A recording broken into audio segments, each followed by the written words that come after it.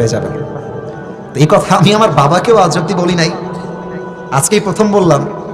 কারণ দেশটা এখন স্বাধীন হয়েছে, এখন যদি আমরা ভয় পাই তবে আমরা বীর পুরুষের বাচ্চা নই, কাপুরুষের বাচ্চা হয়ে মরবো, ঠিক কিনা বলে?